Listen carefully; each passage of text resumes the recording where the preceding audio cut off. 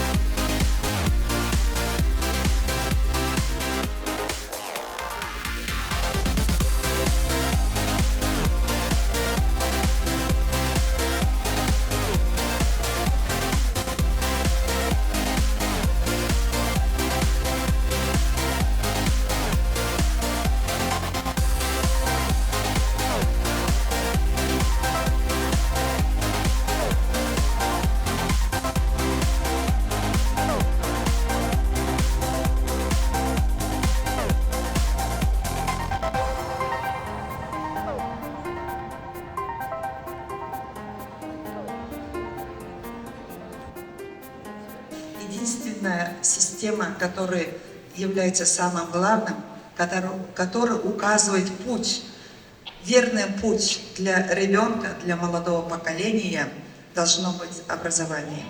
Сегодня мы с гордостью представляем о том, что благодаря вашей поддержке будут строиться 9 суперинновационных школ. И мы горды о том, что мы еще продолжим. Наши спикера сегодня на встрече на Иссык-Кулем будут обмениваться самыми лучшими достижениями. А теперь я объявляю данный форум открытым.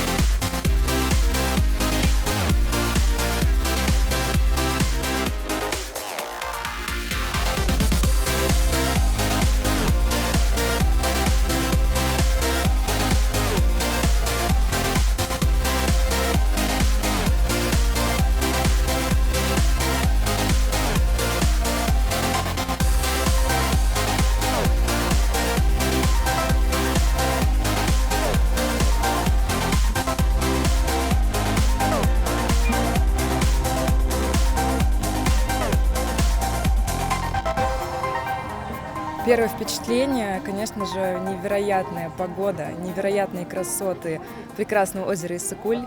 Мы рады здесь находиться, рады находиться так близко к нашим любимым партнерам, Кыргызско-Российскому славянскому университете имени первого президента России Бориса Николаевича Ельцина.